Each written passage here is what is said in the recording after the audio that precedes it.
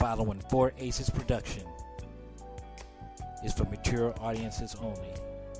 Listener discretion is highly advised.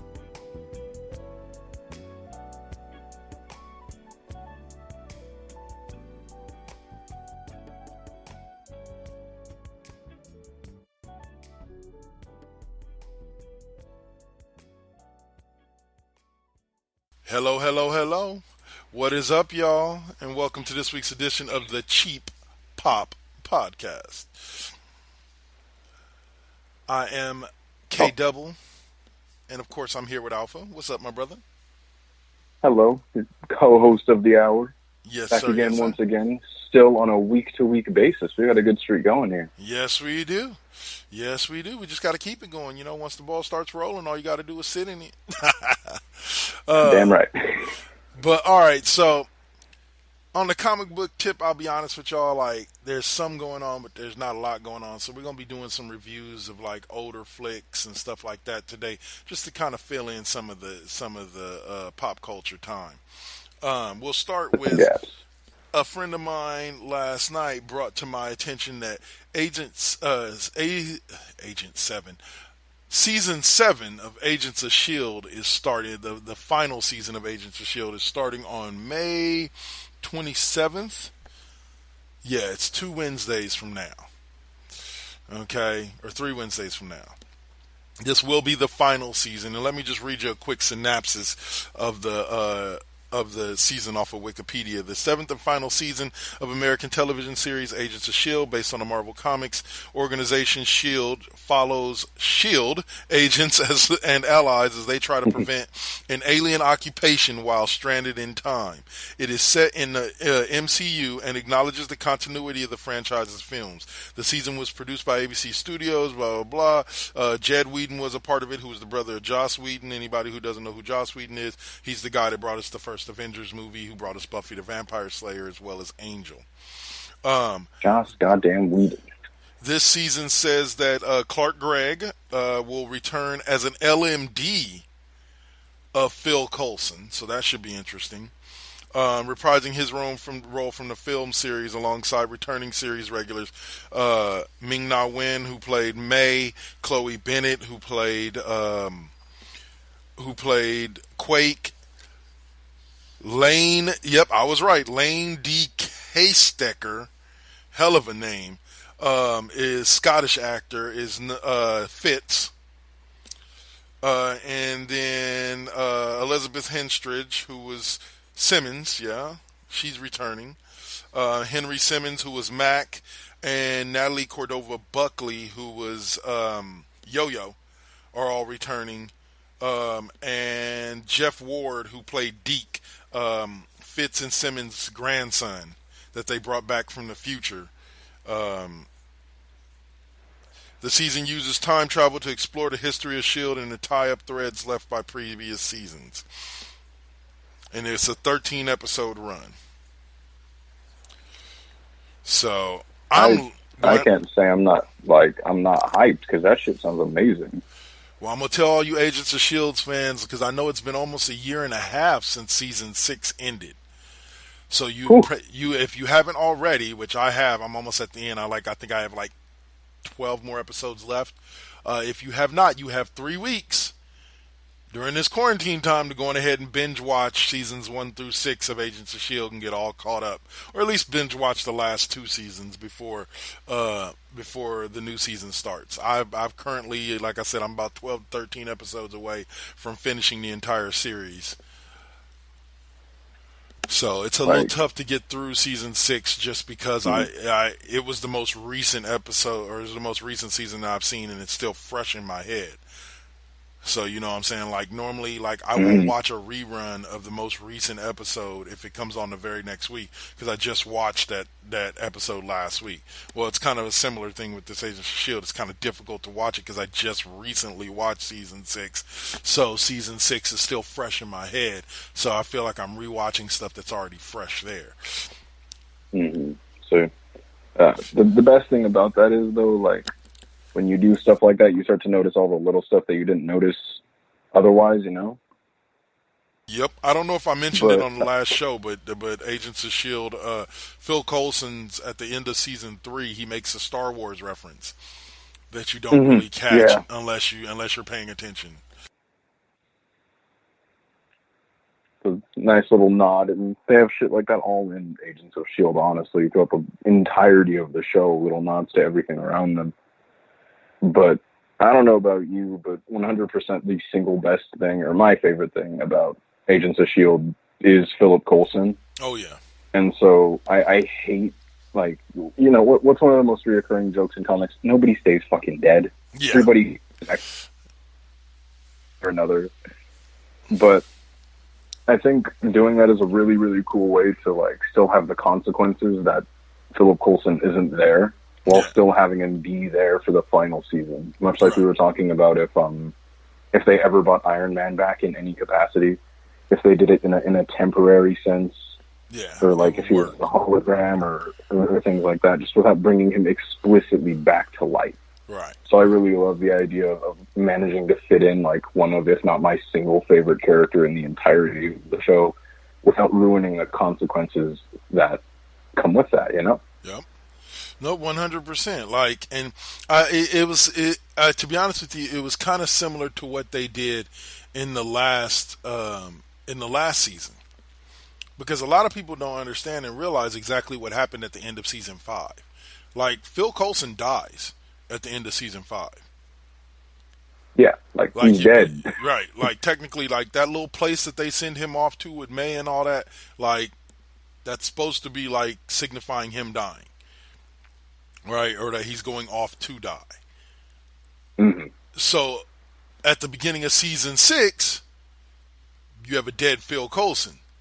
So, how do you still include Clark Gregg in the scenario, you know what I'm saying, being that he was signed on for season 6? So, how did they do it? Well, we jumped into season 6 and figured out they brought back Phil Coulson as the villain.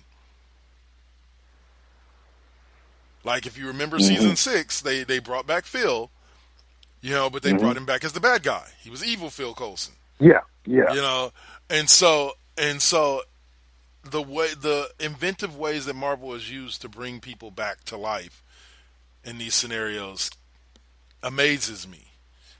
Like the fact of, like, if somebody had looked at me and said, "Hey, Kevin, just so you know, Marvel's gonna kill off Black Widow in Endgame." Spoiler alert, by the way, if you haven't seen Endgame. If you haven't seen Endgame by now, why are you even listening to us, by the way? You aren't a big enough comic fan to be listening Honestly, to us. But, they kill off but then all of a sudden you have a Black Widow movie, and it's like, but wait a goddamn minute. Well, how do you explain that away? It's a prequel. Everything Black Widow happened long before she even, joined the Avengers and did all of that. Oh, well, okay, now that makes sense. And so it's like I have to always give Marvel credit for the inventive ways, the simple yet inventive ways that they come up with to keep actors around even after they kill off the character. Mm-hmm. Yeah. I personally, I thought it was cool because recently I went back and I watched Age of Ultron, and then you can literally watch her foreshadow the entire plot of the Black Widow movie years before even Infinity War was hitting the theaters. Really? Like, even back then, if you remember, she's talking to Bruce, and she's explaining that she's infertile and she can't have kids. Right. She has those little peeks of her backstory, and you see her when she was younger in the academy, and you see her fighting, and you see her do things like that. And that was what year was that? Like, oh God, that was long before Infinity War. I want to say that was at least 2 years before Infinity War. Exactly. Like, even way back then, they were plotting seeds for storylines even far past Endgame. And that's what makes the Marvel Cinematic Universe so amazing, because that's what they do. Ladies and gentlemen, it's the long game. Exactly. You don't really even notice some of the shit that they've thrown in there until long after it's already been revealed, and then you remember back and go, "Oh shit, they were telling us about that in the first 3 movies that we saw." Way the fuck back then. Way the fuck back then, exactly. But I'm thoroughly impressed. Like, oh, and a correction that I just corrected with Alpha off air that I want to correct on air is I mentioned the fact that a while back I had said that the only time that Thanos is mentioned in the entirety of Agents of Shield is just once in passing by one of the Shield agents, and I was wrong. The entire final like 2 episodes of Agents of Shield season 5, they mentioned Thanos multiple times. For those of you who remember Agents of Shield season 5, towards the end of that season, Talbot is collecting all of the gravitonium he can find to try to power himself up. Well, the reason why he's trying to power himself up is because one of the Kree warriors that he interacts with tells him that Thanos is coming to Earth, and that Thanos is more powerful than anything that they've ever faced. Ever seen, right? And so he spent the thing he's trying to do is he's spending his whole time trying to collect all that gravitonium to power up to fight Thanos. So I was wrong. They don't just mention Thanos in a snippet. And then yes, towards the end of all of those episodes, you get this scene where this dude walks up and goes, Thanos has touched down on Earth. And and just so you guys can line things up, that's supposed to be the moment when Thanos shows up in Wakanda. Exactly. They time things up with. I think people forget that there are events that happen in that show that happen alongside movies, not before or after but right. At the same time. Concurrently with the movie. Mm. And moving on, you ready to bridge into the next thing? Or are we good there? Go for it. Okay, cool. Well, a cool way to bridge that into the next thing is that the latest season of Clone Wars, the last season, has finally concluded not even a full week ago. Wow. And to give like how much this means to me personally, I was watching Clone Wars when I was 7 years old. Wow. So more or less, this show has been around in my life for a long ass time. Yeah. And in my honest opinion, it has transcended being just a Star Wars kids show and is just a Star Wars show now. Period. That being said, this shit was fucking great. Oh my god.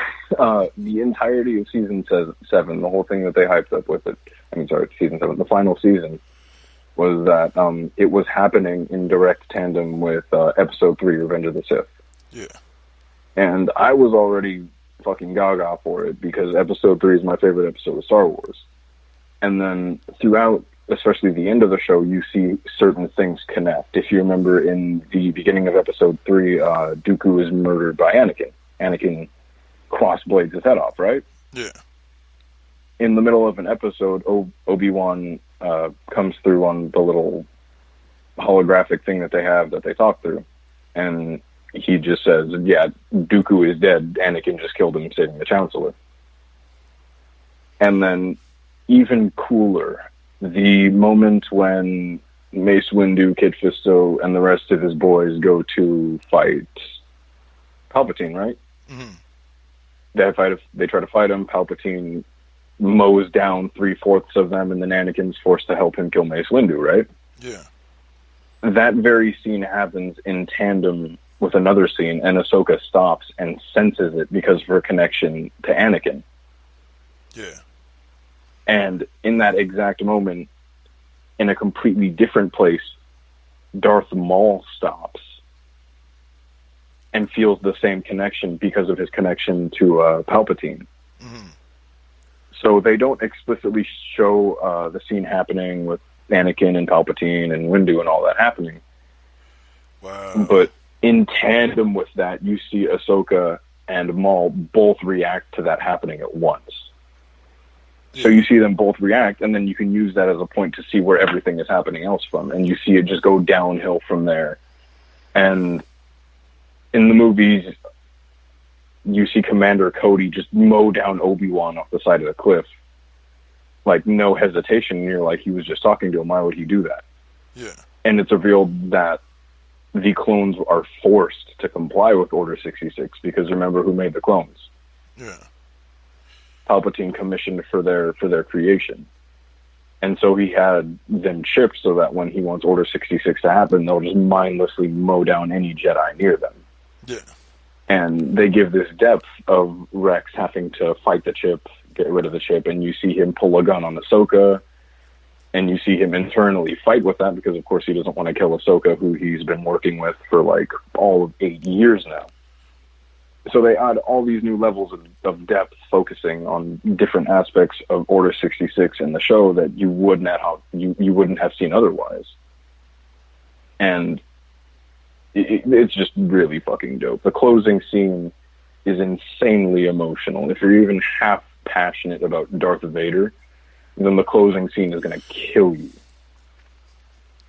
And it comes down to Vader with a crack in his right eye with Anakin's eye peeking out, because you know there's that duality against Anakin and Darth Vader, right? They're two separate entities.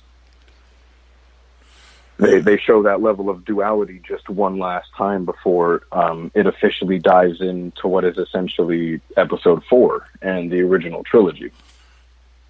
So you look back on it now and you can see that almost every space of time between Episode 2 and the original trilogy is almost completely filled with content now. Wow. Because of the Clone Wars. Wow. Hell yeah. It opens up a door for you, huh?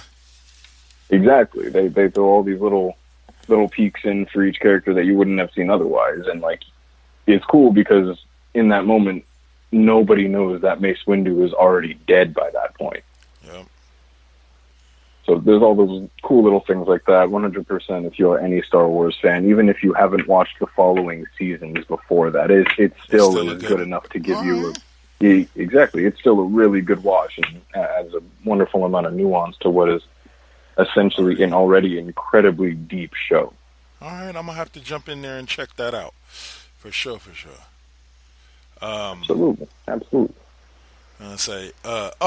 So real quick, before we kind of move forward, I want to take a quick second. So when you're rewatching TV shows, you come across moments that just make you laugh, and you didn't realize exactly how funny some jokes were. Well, The Big Bang Theory gave me a moment like that. I've been rewatching the series from the beginning, buying it one season at a time as I'm watching it through. I just bought the 5th season this morning.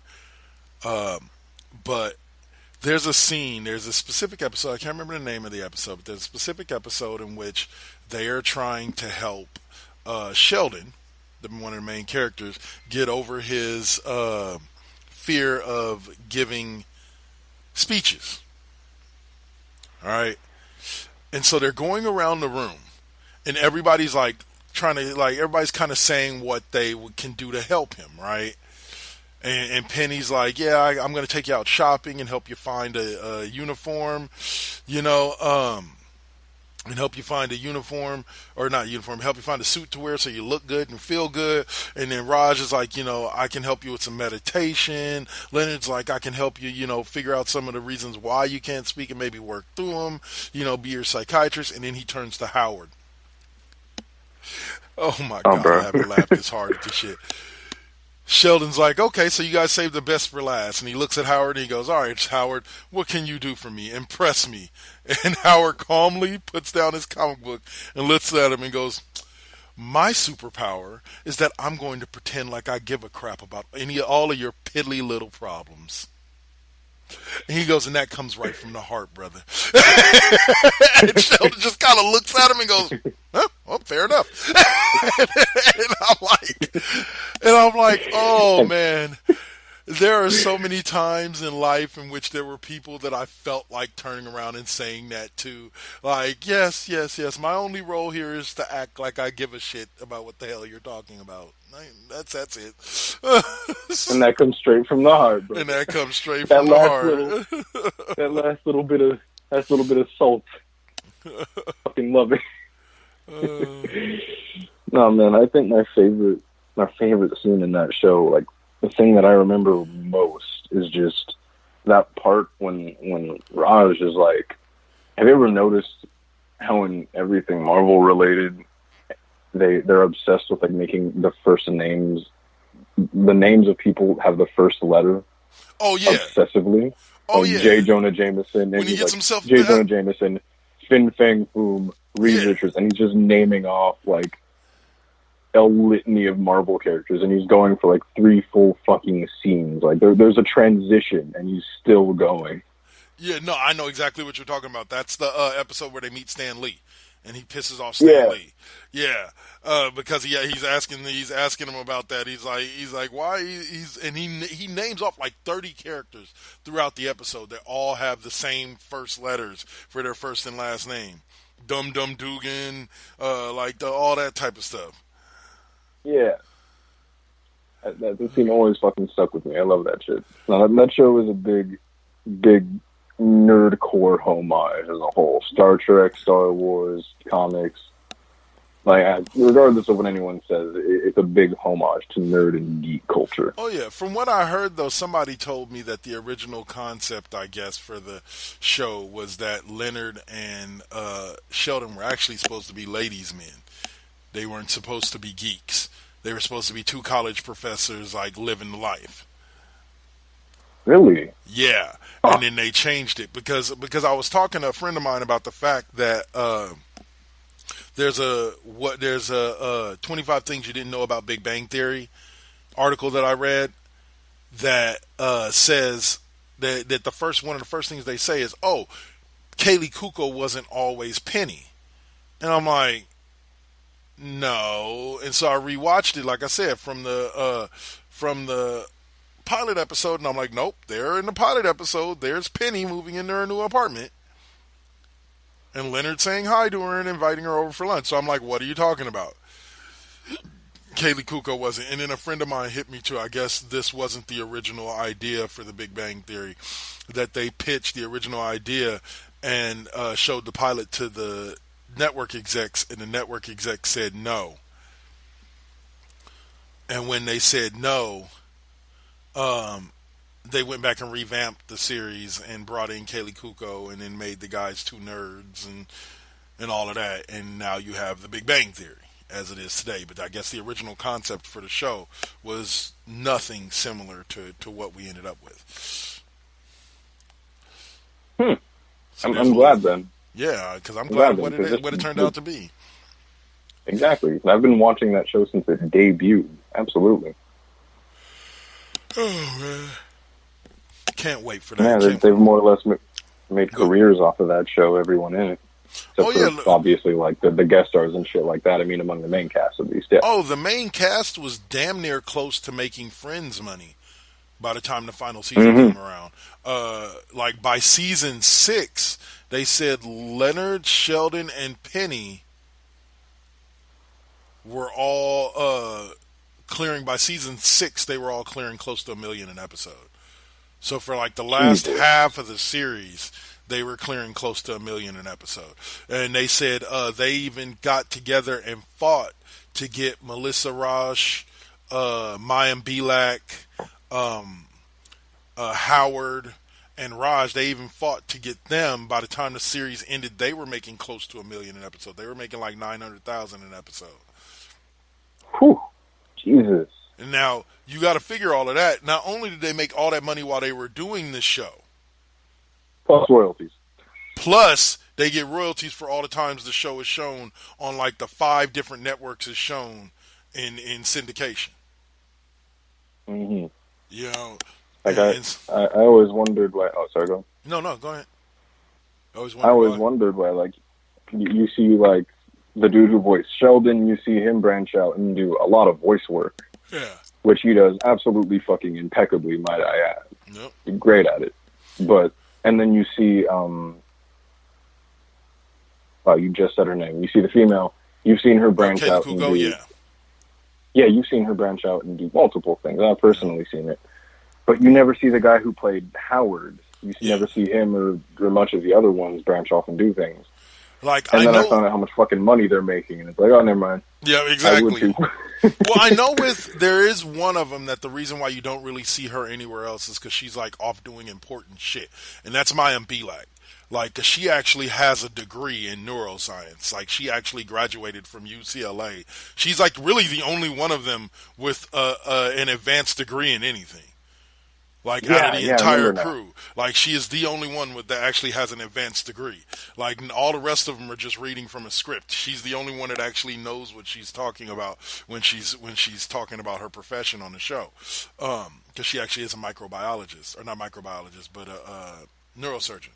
She's actually studied and gotten degrees and everything, neurobiology. That shit's always real surprising. Like, did you know that Dolph Lundgren has a fucking, I think it's aerospace or something like that. It's something to do with like astrophysics or something really advanced. Dolph Lundgren has a PhD in that.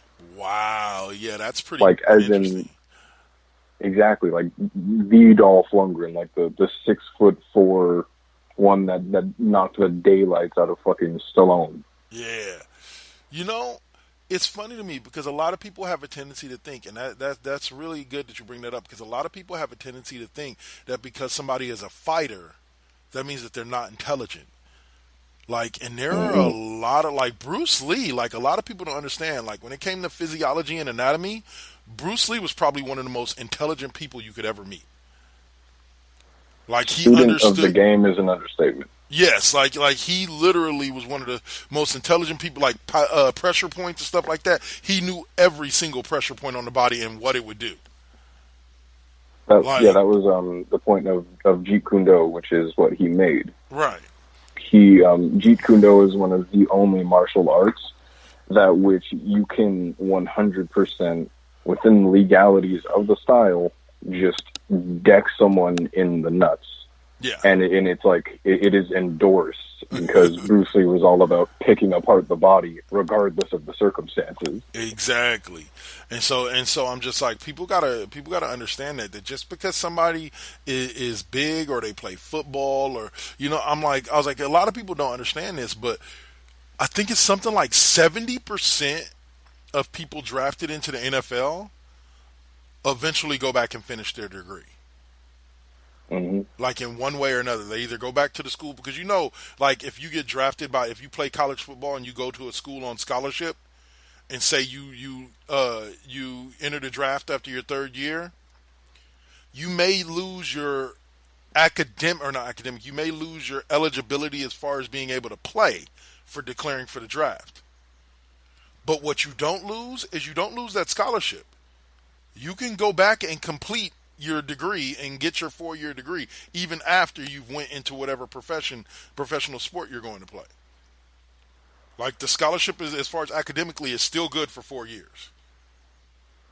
So a lot of these guys go back and finish the academic side of their stuff to get their degrees. Steve Young was one of the famous ones who did that. Steve Young has a degree in law.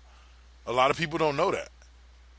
Really? Yeah, like, he went back to Brigham Young, even though he had free reign at Brigham Young regardless. A lot of people don't know this. Like, but Steve Young went to BYU because his great-great-great-great-great-grandfather is Brigham Young.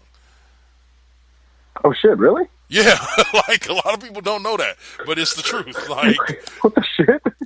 Like, yeah, I'll Steve a little Young, known fucking fact today. he's a member of the Young lineage, so, but yeah. Like, so, like, a lot of people don't realize that. A lot of these guys do go back and they finish up their things. Now, yeah, most of them end up with degrees in, I hate to say piddly stuff, but, like, most of them don't end up with degrees in astrophysics. You know, most of them end up with degrees in, like, communication, physical training. You know, they go on to become, like, you know, physical therapists or stuff like that. You know, but like, there are a few of them who have degrees in, like, astrophysics and stuff like that, and managed while becoming one of the best football players on the planet, managed to get themselves a degree in astrophysics. And who's the shining example? Motherfucking Glenn Jacobs. Yeah. One cane, bro. Cane. Yep. One and only. 6 foot what? Like 6'6"? Yep. Like over 300 pounds. Literal genius IQ. Yep, the man's a fucking mayor and has a degree in advanced something. You know, like, fucking A, Fucking dude. Kane, dude. All while being a pro wrestler. It's like, holy shit, dude. Exactly. No, if you remember, again, the one I always bring up was he went on that game show with, I think, Steve Austin and like a handful of other wrestlers or one more. And he was there in like full Kane gear and everything. And he made an utter mockery of everyone there. He fucking shat on everyone else. He walked out like number one by a large landslide. Oh my goodness, gotta love me some smart people, man. Gotta love it. I my biggest and favorite thing to see at all is when I see somebody who everybody thinks is dumb all of a sudden show up as like one of the smartest people in the room. You know, because it's like, guys, you don't always have to talk a lot to be the smartest person in the room. Like, normally, the people who have the least to say are normally some of the most intelligent people you ever meet. You know, but they don't necessarily have the social skills to be out and talking to everybody and hanging out and all that. Showcase that. Exactly. But with that said, let's go ahead and drop this so that we can get to the second half of the show, which is really the bigger half of the show, is we're going to review Money in the Bank. Real quick synopsis. I've yet to watch the Supergirl or Batwoman for this week, so we'll cover that on the episode that we record on Thursday. I will say this much about the DC shows. They were all good last week, but it's looking like this week may be the season finale for most of the shows. This week or next week may be the season finale for most of the shows. Because I know Flash is going to their season finale right now. I'm pretty sure Legends is going to be wrapping up here within the next couple of weeks. Same thing with Supergirl and same thing with Batwoman. Both should be wrapping up here in the next few weeks. So aren't going to be many CW shows coming on. But at least I can go back on to Netflix and rewatch the whole series and give you kind of a comprehensive review of the whole series. Please. I look forward to it. So, all right, y'all, that'll do it for us right now. We're going to come back and we're going to talk some wrestling and talk about which wrestlers died last night at the Money in the Bank. Sweaty men sent off the building, bro. Yes, sir. You're listening to the Cheap Pop Podcast right here on the 4Aces Presents Radio Network. Spreaker.com, iHeartRadio, Spotify, Apple Podcasts, Google Podcasts, and wherever you may find your favorite podcasts. Interruption in progress. Now hijacking into ANS 2.0 immersion rig. Now simulating the amazing nerd show. Featuring comics. And Batman's like, you're safe here and everything, but the Joker all of a sudden pulls out a gun and shoots himself. Movies. People fight with lightsabers. What the hell do you want? I mean, in every one of these movies, there's a lightsaber battle. Yeah, no problem. I'm gonna rewatch it a million times. Yeah. I'm just saying, give me something more. Wrestling. That would be awesome. Oh my god, just a monster. Fans would be like, holy, what the hell's going on? What happened to Jericho? Horror. It starts off like any other like home invasion type of story, and then it just goes crazy. And more. Hey, this is Christian. Hey, this is Damon. And we are the Amazing Nerd Show. Make sure to download us on all your favorite podcast platforms.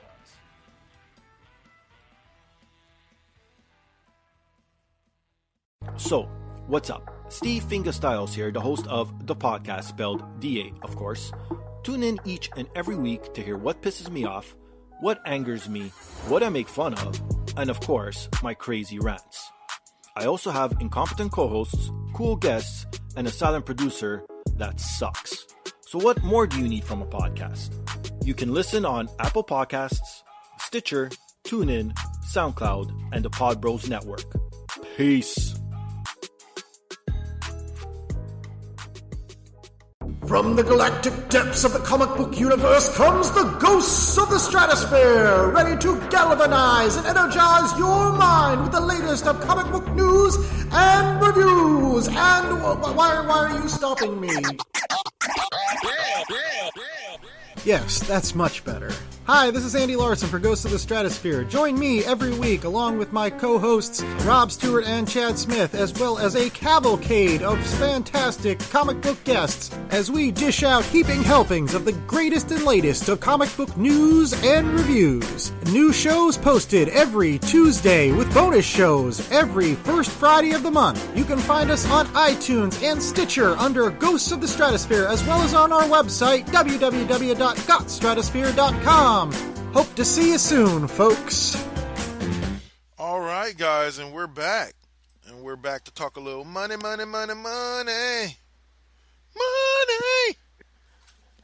Money in the bank, baby. As a whole, though, like, let's just throw it out there. It was a damn good show. We're on a streak of just good pay-per-views. Exactly. This is okay. I'm going to open it up with this because this was the match that opened up the show.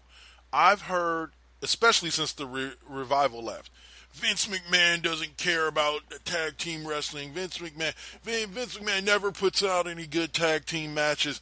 That's funny because that SmackDown Tag Team Championship match and those matches between the War Raiders and Street Profits have been excellent matches, and they've been featured on Raw and now on the Money in the Bank pay-per-view. So I'm not understanding where this image comes out that Vince McMahon hates fucking tag team wrestling. I think here's the thing when it comes to tag team wrestling, and I don't think people get it when it comes to WWE. There's one common theme with the tag division, and I don't know about you, but have you seen it? Mm-mm. You'll have to hit me up to it. What's that? When it comes to the tag team division, almost only the tag teams that absolutely fucking bleed personality can get those big shots. Yeah. If you don't have an exuberant amount of personality, or you're not someone that's obviously built that respect up and has a reputation already, like Miz, Morrison, and Kofi specifically, yeah, you're not going to be able to touch it. Why do you think Forgotten Sons, of all people, was in that match? Yeah. Because their characters are so over the top, yeah. And that's the whole thing about it. Okay, so that I'm going to kind of spart off from that, and we're going to have our little AEW moment real quick. Oh, please. I was having this conversation with these cats in AEW, right? And I was trying to explain to them, and we'll get back to Money in the Bank, here in a second. But I was trying to explain to them the big picture that they don't have a tendency to see when a lot of these guys get released from WWE. Prime example, The Revolt. I made a comment in one of my AEW groups. I think it was after our last show. I don't know if I talked about it on our last show, but I think it was after our last show. That I'm sick and tired of ex-WWE employees. I truly am. I'm truly sick and tired of ex-WWE employees bitching about what they knew they were signing up for when they signed a WWE contract. Period. Okay? The Revolt knew who Vince McMahon was, what he did, and how he acted before they ever signed up. Vince has been the same dude for 30 years. Okay? Why bitch about it now? Right? And it just irks me because I'm like, especially with the Revolt, they were great, amazing, outstanding. I can't think of many more positive adjectives to describe their in-ring work. Okay? But their promos blew. I'm sorry. Their promos were not even close to some of the best in the business. And because of that, I'm like, bro, you failed to connect with the WWE universe. Maybe part of the reason why you're not getting a push is your own damn fault. You failed to find a way to connect with the universe. And they're like, oh, well, they were connecting in NXT. I was like, there's a difference between connecting with 400 people at Full Sail Stadium or Full Sail University and connecting with 50,000 people in a big stadium. And maintaining that connection. Exactly. I'm like, people got to understand that. I'm not saying the Revolt are a bad tag team. I'm just saying maybe they weren't made for WWE. Maybe they'll see more success elsewhere. I'm like, what did it take for Drew McIntyre to go from C-list superstar to WWE champion. Exactly. Well, here's the two examples I gave people. Okay, as I said, look, there's two examples that prove, okay, or three wrestlers and two examples that prove that everything that everybody's saying about Vince isn't 100% true. Daniel Bryan and Seth Rollins on the singles circuit. Vince pretty much told them to their faces he didn't see them as anything more than mid-carders. He did not see them being the face of his company. But over the past decade, where have both of them been sitting? Pretty much as the face of the company. Or as faces of the company, alternating back and forth. Okay? The reason was, both Daniel Bryan and Seth Rollins went out there and got their characters over. And when they got their characters over, the one thing you want Vince to say, Vince said about them, oh shit, I can make money off of you. Mm-hmm. And if Vince can make money off of you on your idea, he will let you run with it. He will. He'll copyright it so that WWE owns it and you can't use it nowhere else. But he'll let you run with your idea within the country or within the company. You know what I'm saying? Daniel Bryan. And then the other example that I give is the New Day. A lot of people don't realize this, but the New Day was originally supposed to be a Baptist preacher gimmick. They were basically supposed to be a new nation of domination. They were supposed to come out in the suits with the bow ties and the whole shebang. Kofi, Big E, and Xavier all said, wait a minute, we've got a different idea for it. Let us just try it out.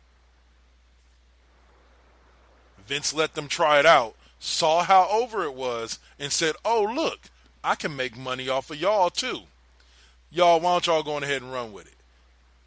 Now the New And how much does the New Day sell in merchandise now? Exactly. I'm like, the New Day, as you see them today, not only are they hot merch sellers, but they're constantly being pushed. They're constantly being pushed with their own idea. Kofi Kingston finally got his push to the WWE championships, with being the person that he wanted to be, being the character that he wanted to be. So Vince does listen. It's all about the one question, and it's, can it draw? Yeah. Can it make him money? And if you're right. If Vince doesn't think it can make him money, he will not go for it. He will shut you down. He will tell you no, and he will move on. But if you show Vince, if you can then take that idea and show Vince that it will make him money, I can guarantee you, you'll have Vince's ear from then on. Mm-hmm. You'll have Vince's ear. And so all these people out there that say Vince is just stubborn and shut up. You don't know what you're talking about. One dude I had Cole laughing last night when I was talking to him, because I told Cole, I was like, this one dude in the AEW group, he goes, you don't even know what you're talking about. And I went, hey, motherfucker, does Frankie Kazarian know who you are? Oof. And he's like, well, what do you mean? I'm like, well, Frankie Kazarian knows who I am. I've actually interviewed him for my podcast. Didn't pay $50 at a meet and greet to go meet him and say hi and have him sign a piece of merchandise. Called him on his home house number and did an interview with him for our podcast. So until you can say that, don't ever tell me I don't know what I'm talking about when it comes to the business. I've done too much research to not know what the fuck I'm talking about. Exactly. I'm not going to sit here and say, like, oh, Kevin's word is law. Yeah. But when you study something for years and years, there's some amount of believability in what you say. Exactly. It's almost like, at least at that point, you know what you're talking about. Exactly. And I've told him, I was like, a lot of what my ideas have been formed by the things that have been told to me. Like, I've had several WWE guys tell me, like, yeah, dude, it's bad, but it's not as bad as how some people make it seem. It's truly not. Like I had one dude tell, if you can prove to Vince that what's coming out of your mouth can make money, Vince will listen to you. And I'm like, so you look at people like, all the cats out there in that are bitching and whining about WWE, and I'm like, guys, part of it, yeah, it was Vince's. I don't deny that Vince is not in touch really with what his fans want. His current product want. Right. But Vince is still a businessman, and his business mind is still sharp as fuck. So you got to show Vince that it can make money, and then Vince will be all about it. I'm like, but I use those three examples as examples of people who Vince hated, but they turned Vince for them. So if your favorite superstar couldn't, that's on them. It's not on Vince. Mm-hmm.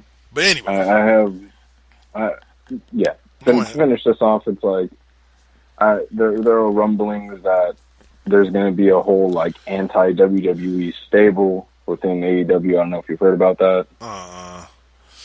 And I don't immediately it was like I don't care who it's comprised of. I don't like that idea. Yep. I feel like building your stable off of that is fucking just boring, and it just feels predictable. Like, and the thing that I hear a lot of people saying is like, oh, the Four Horsemen they came together so they could fight Dusty Rhodes. So this is the same thing. It's like, this is not the same thing. No, the difference was Dusty Rhodes was a great character, right? And it was all about Ric Flair and the rest of the Horsemen being so pissed off and vindictive about Dusty Rhodes being Dusty Rhodes that they wanted him gone. Yeah. And also there was an implicit storyline thing tied in there about backstage politics and the fact that Dusty had the ear of the booker. Mm-hmm. So really, in essence, you kind of had to be friends with Dusty in order to get anywhere, you know. And succeed in the NWA. Right, and these four dudes weren't having it. Not to mention the fact, idiots, it was all going on within the same company.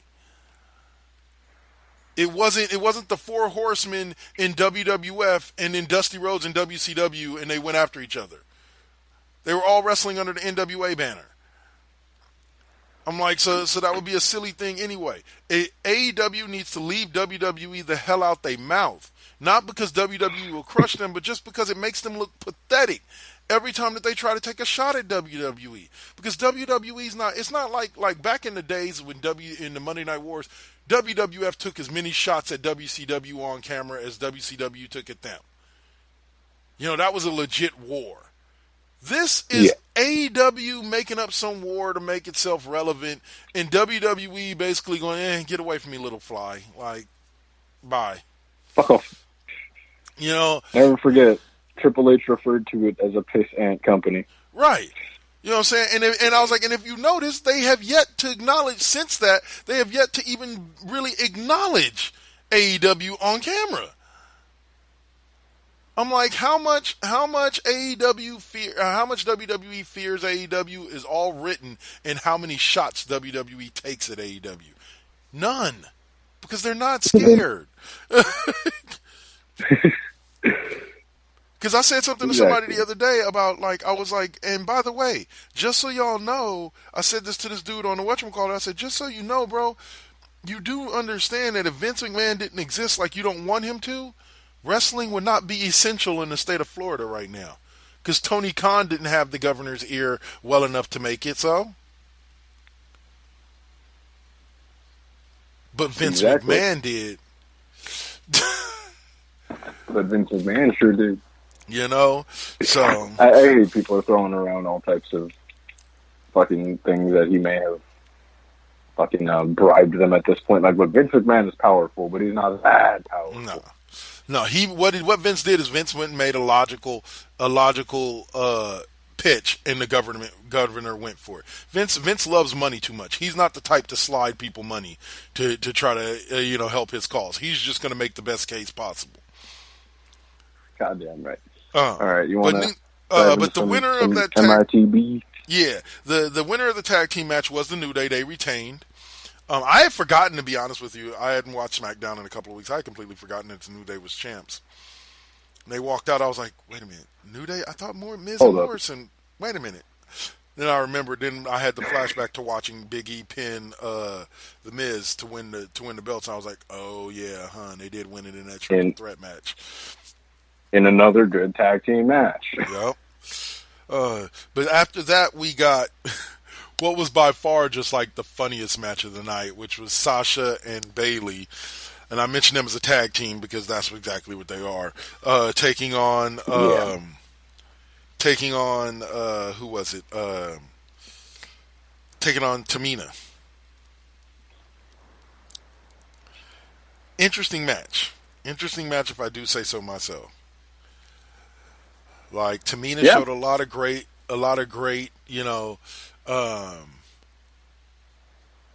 spots, and overall the match was pretty good. Wasn't the best match on the card, I can't give it that, but it was a good match. I think it was, for what it's worth. Like I was telling my little brother going into the match, like, look, I'm not going to sit here and act like I care about this match more than any other match on the card.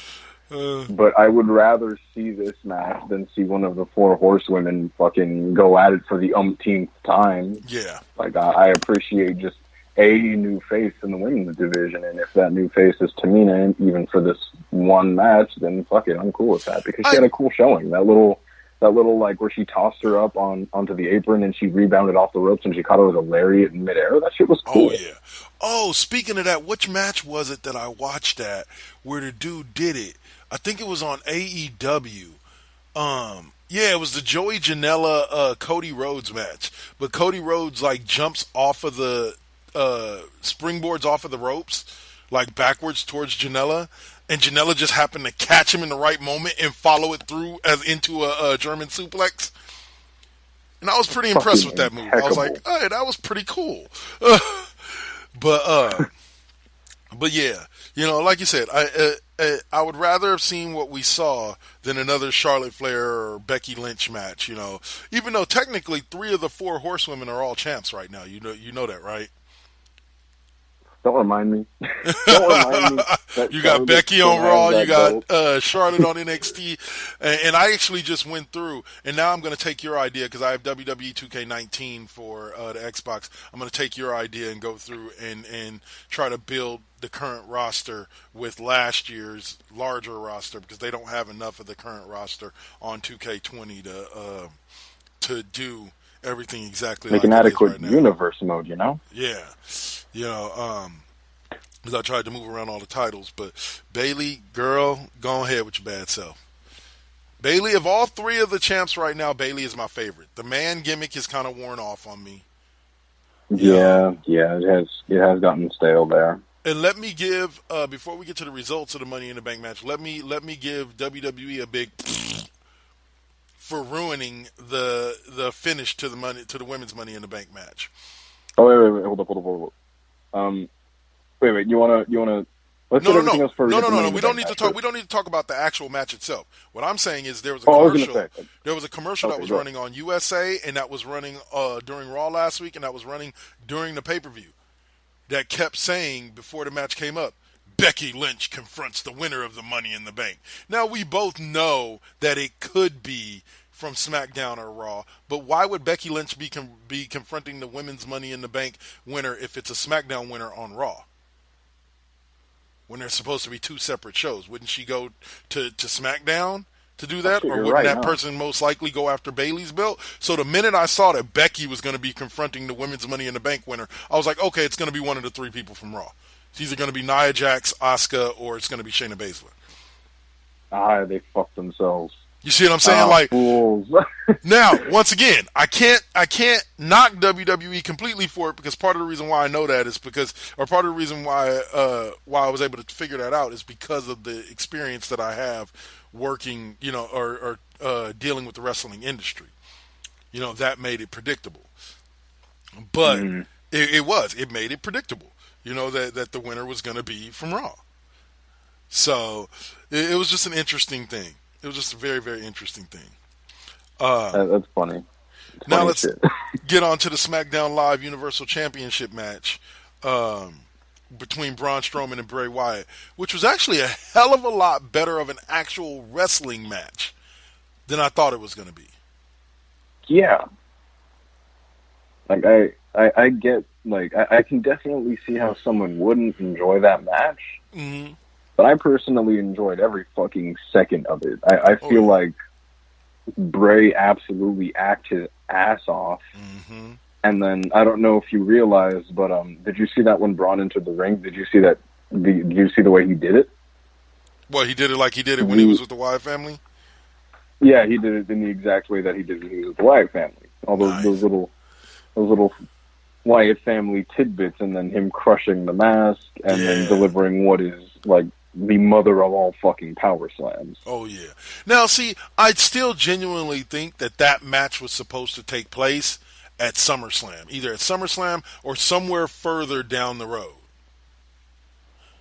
I honestly think we're going to get this match here. Yeah. And then at SummerSlam, we're going to get Fiend versus Braun. I hope so. I think they're going to continue to build it. But I think this whole feud was fast-forwarded because of Roman Reigns choosing not to come to WrestleMania and not really being a part of the company because of all the shit going on with COVID. Mm-hmm. You know what I'm saying? So, like, you know, I think that this storyline exists because of that. Because I think the plan was eventually for Braun Strowman to get the Universal title and probably for Bray to be his first real opponent for it. You know, his first real challenger for it. Yeah. But I think that he was supposed to take it from Roman Reigns, not Goldberg. I think Roman was supposed to have a couple of month run, and then he was supposed to take it from Roman Reigns. So, but I enjoyed the feud, even though it felt a little rushed, and can't wait to see where they go from here. I think you're right. I think eventually we're going to get Fiend versus Braun Strowman over whatchamacallit versus Bray Wyatt. I think that's why we got Bray Wyatt, because we're eventually going to get Fiend.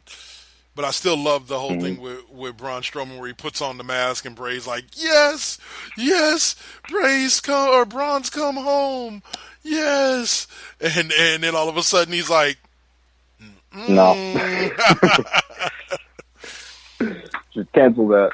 No, that shit was hella cool. Like, you can really see that they have a lot of chemistry together because they really are, like, really close outside of the ring. I want to say Braun. So it's always best to see people who are, like, actually really good friends make some good product together. What's up?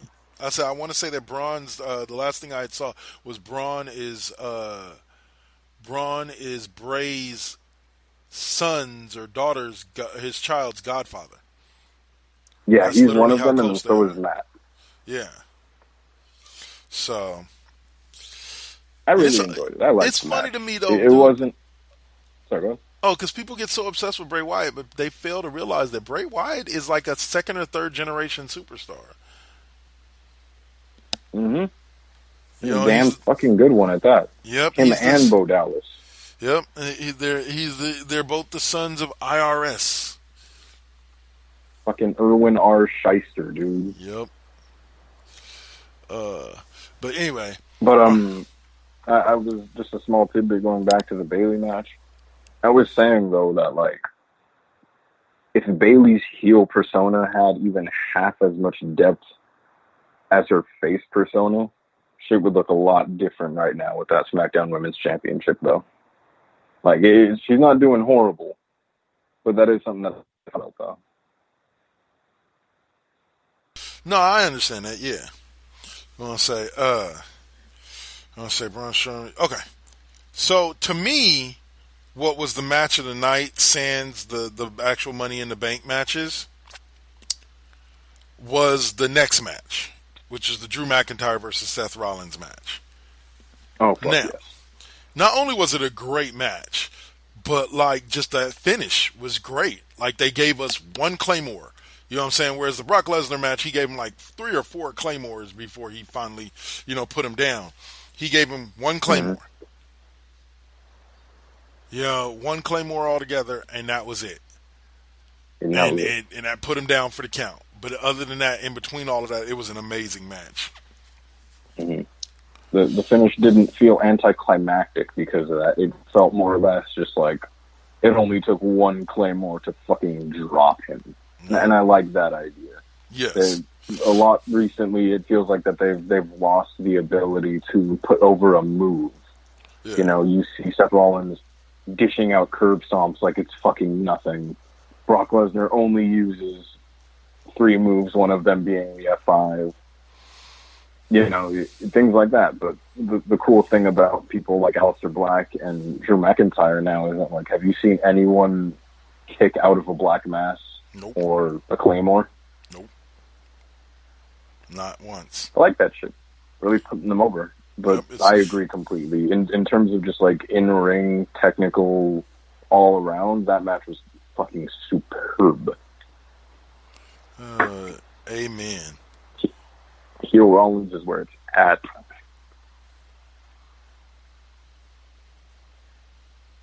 Doing good? Yeah, I'm doing great. All right. So that match, of course, was won by the still current WWE champion, Mr. Drew McIntyre. And then the only other matches that were left happened actually simultaneously and gave us some of the greatest moments of the entire pay-per-view. You actually had the men's and women's matches fought concurrently as they were battling their way up the corporate ladder, so to speak, up to the top of WWE headquarters where the briefcases were. But yeah, man, the Brother Love cameo. Fucking Brother Love scene. Fucking John Laurinaitis did a cameo. Who else was it? Stephanie McMahon had a cameo. Vince McMahon had a cameo. I don't remember if Triple H made a cameo or not. No, he did not know. No, he didn't. But yeah, man, as they're fighting through WWE headquarters, you have AJ Styles and Daniel Bryan battling their way through, and they battle their way into this office, and guess who's there? Vinnie Mac himself. I love that shit. Like, there was no like overindulgent shit. He was just like, get out, and that was it.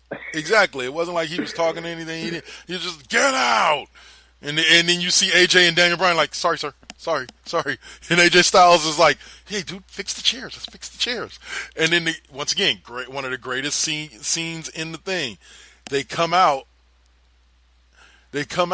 and they sit down and or they come out and they're standing there talking to each other. AJ Styles like laughing at Daniel Bryan. He's like, you bitched out in there. Like a coward back there. Yeah, you were a coward back there.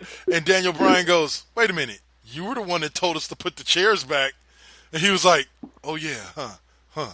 Yeah, I was kind of a coward too, huh? And then AJ hits him and they go back to fighting their way up the thing. It's just hilarious. It was really fucking good. It was like, there was that part too where after they walk in, you can see them silently blame each other. Like, you're like, no, that was fucking him.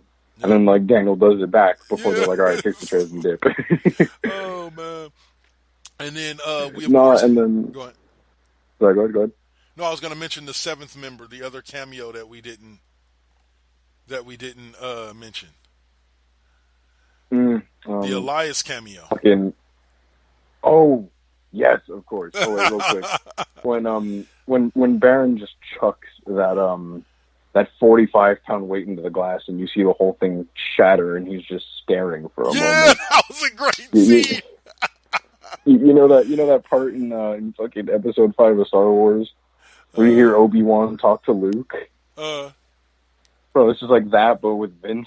Yeah. What the hell do you think you're doing? Oh, you could man. hear him. That was just great, dude. Like, yeah, like that whole sequence was just awesome. Like, and then the fact that they just basically put him in two separate parts of the thing. And I love the fact that you got to the one point where all the girls are sitting there pressing a button on the elevator, and they're waiting, and you hear the elevator go ding, and then all the guys come spilling out, fighting out of the elevator, and the girls are like, what the hell? And then you get that one thing where they all meet up in the one room, and then they're all going at it, and Shayna Baszler is choking out Daniel Bryan, and like... No, she's choking out fucking Rey Mysterio. Oh, yeah, it was Rey Mysterio, huh? Yeah, you see him, she puts him in a Karafuda clutch. Fucking Paul Heyman doing Paul Heyman things and shit, dude. Like he reaches for the strawberry and tosses it back and then goes for the bread. Like, dude, this shit is, you cannot make this up. Oh, it's great, man. Like I said, like, everything they did about that Money in the Bank match. People may hate that, but I love it. I love it for two reasons. I love it partially because they did some pretty good ideas, and I also love it because it's trying to do things in a different way. It's trying to do things in a different way to try to draw in people to watch. Mm-hmm. You know, like you didn't watch a standard wrestling match, and people can call it a gimmick match or whatever, or whoop de whoop, but for fuck's sake, we're sharing videos and bragging about videos where Joey Ryan fucking acts like he flipped somebody over with his dick. But yet, Exactly. you say that what they did with Money in the Bank was too corny for you to watch. You know, it's just like... Exactly. Like, let people enjoy wrestling, you bastards. Exactly. Money in the Bank was worth it. If I paid $50 for that, it would have been worth it. Absolutely. But what came on after Money in the Bank is the reason why WWE gets my $10 every month. Oh, wait, hold up. Wait. We got to talk the winners first. Oh, yes. Sorry. So they get to the top, and they actually did the men's and the women's finales separate from each other. Like they didn't all get up there at once, and they weren't all fighting around the ring. So first you had the women come up, and I think it was Asuka, Nia Jax, and Lacey Evans were the ones squaring off around the ladder before Asuka finally won it. Yeah, it was Asuka, Lacey Evans, and then Nia, because then she tipped the ladder over on her. Right. Now, also, I'm thinking that this may signify that Asuka's time with WWE, by the end of this next contract that she signed, may be coming to an end. Because it kind of feels like they're checking off boxes with Asuka. Because she's been NXT Women's Champ. She's been SmackDown Women's Champ. She's been Raw Women's Champ. She's now been Miss Money in the Bank. She's won the Women's Royal Rumble. You feel what I'm saying? Like, it kind of feels like they're checking off boxes with her. Like she's already told them she's not going to be re-signing, you know, when this next contract is up. But congratulations to her. She's expressed her doubts, and they're giving her this to keep her around. Could be. But I'm a little disappointed because here was your opportunity to set up a brand new feud with either one of your champions, Bayley or Becky Lynch, a brand new feud with people that they had never really faced off with before. You know what I'm saying? Like Lacey Evans has never really faced off with Becky Lynch. You know, it would be nice to see, you know, her win it while being on SmackDown and then turn around and decide to go to Raw to face Becky Lynch for it. You know, like there were plenty of ways that they could have given us new matchups. But instead, they go through everything they went through only to give us Asuka versus Becky Lynch again. I personally really liked the little peek that they gave us of Nia versus Shayna. Oh, yeah. Like, that looks fucking amazing. I like that match. Give me that.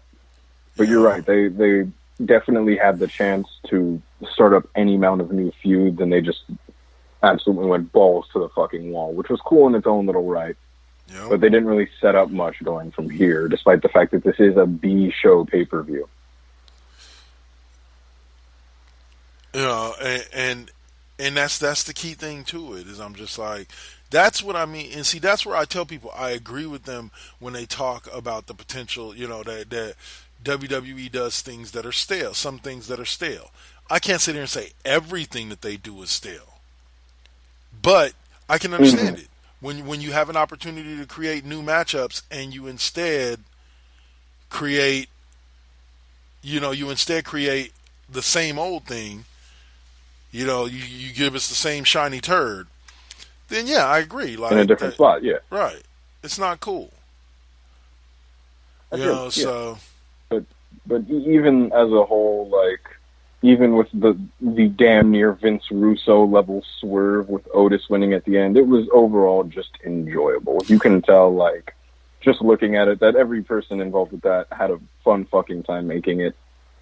And there was actually one very, very, very, very small detail that I haven't seen anyone else talk about yet. What's that? When Aleister Black locks AJ in the room and he walks away, did you notice that that's the first time he smiled on TV? Really? No.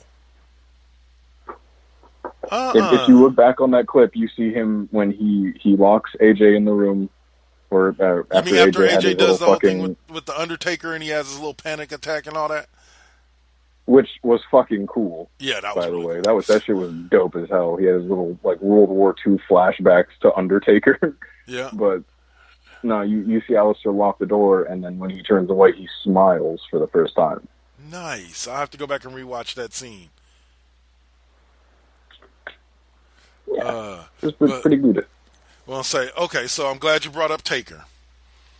Because that segues exactly. It segues right into what we were going to be talking about, which was one of the best documentaries I've seen in a long time.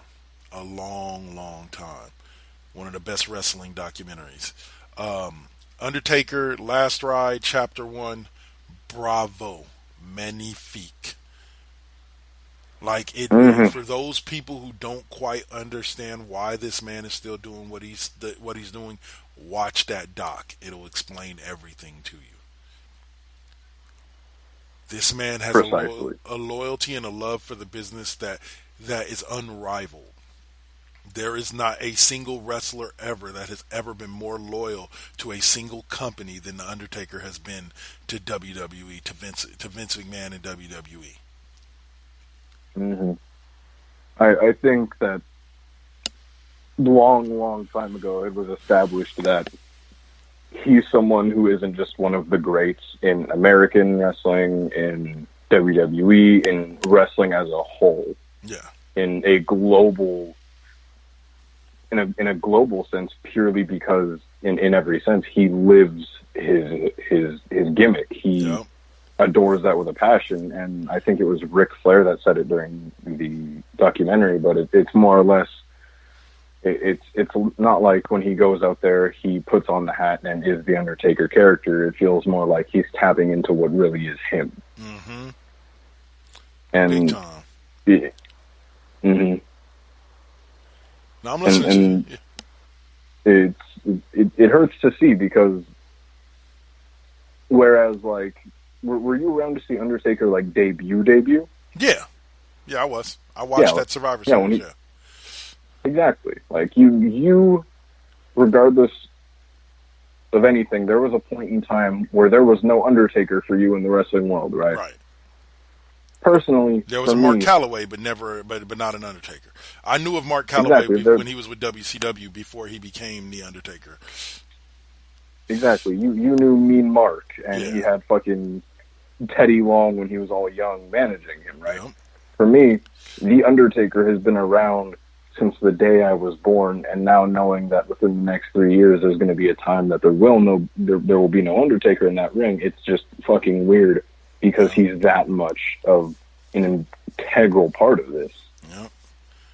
Like, don't get me wrong. Like, what was great to see was watching him critique not the match against Roman Reigns, but the match the year before that, when he was like, that was possibly one of my worst matches I've ever wrestled. You know, and I'm like, it's glad to see him realize that, like, yeah, dude, like, I need to do better.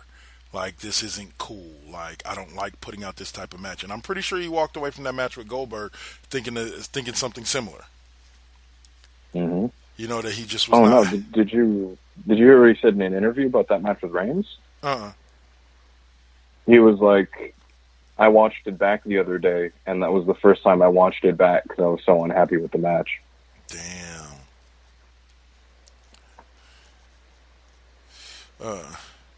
That's insane to me. You know, like, but I also asked, and that thing left me asking, at what point does he realize, like, it's just time to call it a day? Mm-hmm. You know, like, my career's been great, but, you know, and that's what if you look at all the stuff from the back, behind the scenes and all that, that's what it kind of felt like that Roman Reigns match was. Mm-hmm. And then I think they've talked him into coming back again. They've talked him into coming back the past 2 years. I think his total intention was to retire after that match. Yeah. You see him backstage when he was talking to the Fabulous Freebirds and Gerald Briscoe. He was like, you know, every time I turn away, they pull me back in. Yeah. And Edge said it best, though. Like, you know, when you have someone of that pedigree who's had a career for that long, has had that effect on the wrestling world, who are you to tell them that, like, you know, it's time for you to stop now? Right. When No their one time's can, up. exactly, no one can tell them that except them, right? Yep. So that's the thing. They just have to wait it out until he's ready to drop it. And it's hard to watch at this point. It is. It truly is. Like, and it's not hard to watch because he's a bad wrestler. It's just hard to watch because it's like, bro, like, I hate to see you. I know put you're in yourself- pain. Exactly. I know, like, you struggling to take them bumps. You know, and so I hope he retires soon. You know, only because of the fact that I don't think his body can take too much more of what's going on. You know, of taking these bumps and getting in the ring with these kids. Did you see what it said about why he stopped doing the old school? There was a part in that, and it basically says that he, over the years doing the old school, messed his hip up so much that he just wakes up in constant pain now because of it. Ooh. His hips are like displaced and fucked up and all types of just not okay because of doing the old school for 30 plus years now. Damn. So that's why he stopped walking the ropes, huh? Mm-hmm. I feel bad for the dude, like I said, because the main reason why he's getting out there is people like me and you and the fans, you know, and for Vince. And like, I'm like, he's not really doing it for himself anymore. And I'm just like, dude, like, real talk, if you're not doing it for yourself, by all means, stop doing it, you know? Absolutely. So, like, if it's bad for you, then please, I implore you not to do it. Right. I don't want to see you hurt yourself. I want to see you wrestle, but I don't want to see you hurt yourself. So there's a set of people that you can look at, young or old, and you can just tell, like, you're gonna run this ring till you damn near die in it. Yeah. And you see people like Vader who did precisely that. And you look at people like personally, I look at John Moxley and I look at Jeff Hardy, and it's like, no, I can tell, like, you're going to be doing this shit till you're as old as Terry Funk. Yep. And that's just that's just how these guys go. You know, they run themselves into the ground for us, you know, but at a certain point, we got to let them know it's okay.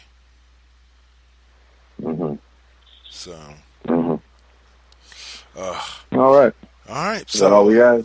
I think that is all we got. Do you have a wrestler of the week for us? I was going to say, is there anyone that you would like to present? Is there anyone that is on your mind? That has really caught my eye? I'm trying to think. Let's see. Recently... Yeah, no pressure, but I was thinking, you know, like, if you have someone in mind, I'd like to see what insight you have to. I'll have to say this. Timothy Thatcher. I'd always heard of him. I had heard of him for years and years and years, like, as a solid wrestler. Like, I've heard about Timothy Thatcher on the indies pretty much since he hit the scene. I'm highly impressed with what he's doing in NXT right now. And I think he works really well, and almost, it's funny how interchangeable him and Pete Dunne are personality-wise. Exactly. You know, he kind of fills that same role that Pete Dunne filled as far as the Broserweights gimmick. You know, in his, you know, how he connects with Matt Riddle. And yeah, so, it's very comparable. So I have to say, if there's anybody that's really caught my eye as of recently, it would be Thatcher. I feel it. Thatcher is an amazing wrestler and an amazing technician. A lot of his best work is definitely in the Indies right now, but I'm excited to see the bangers that he's going to throw out when he's in NXT. Yep. But personally, I know this is like one of the few, I don't know, it might be the first, or I might be doing it again only because I feel like I didn't do a very good job of it last time. A long time ago, I brought in one Punishment Martinez. Okay. And I'm going to do that again only because I didn't do a very good job of it last time. All right. My wrestler of the week is Punishment Martinez. like most people, I was exposed to him through ROH. I believe that's actually where he debuted. I know he went through the ROH dojo at some point. I don't know if that was his form of wrestling school. But I was exposed to him through that. And I always thought he was pretty cool, only for the look. He's just this massive goth mountain of a man, and when you hear him speak, he has this booming, almost demonic voice. Yeah. And it's fucking amazing. And when he signed with NXT, I wasn't very hyped, because I didn't honestly see him fitting in as well as he did, but he came in and became Damian Priest. And now that he's grown the beard out, and now that he has a much more solid style, I've fallen much more in love with the character as a whole. Yeah. I remember his days back as... Exactly. He's got that voice above all else. But his match with Keith Lee was fucking great. If you haven't been able to see it, then please go back and do that. Yeah. I believe his I watched old it. matches... I didn't see the finish. Yeah. But his older matches in Ring of Honor, even in New Japan when he was Punisher Martinez, were fucking fiery as shit. So I implore anyone to please look into one Punishment Martinez, now known as Damian Priest. All right. Damian Priest, Punishment Martinez. You got the alpha stamp of approval. So, all right, y'all. Well, that'll do it for us for this week. We will be back again on Sunday next week. Remember, we go on the Mondays after pay-per-views, but every other week our time is normally Sundays at 5. So yes, check us out this upcoming Sunday. We'll have some more to talk to. Hopefully Alpha will get a chance to watch the main event, so we'll be able to talk about that. No. And we'll also cover, just so you know, the extra homework we got for this week is to go ahead and watch the Chris Benoit episodes of Dark Side of the Ring. Dark Side of the Ring. If you can't find them on the internet, let me know. I believe they should be on Hulu for you, but if you can't find them, let me know, and I got a website where you can go to, or I'll let you use my Hulu account so you can watch them off my DVR. Much appreciated. I'll get that done. You know I will. Yeah. Either way, we'll get it done for you. So, but yeah, so yeah, Dark Side of the Ring. We'll be covering the main event, the WWE movie, and much, much more on Sunday. So be sure to tune in with us then. Alpha, any last word for these folks? You know how it goes. My people, come back again. Stay inside. Wash your fucking hands. Thank you.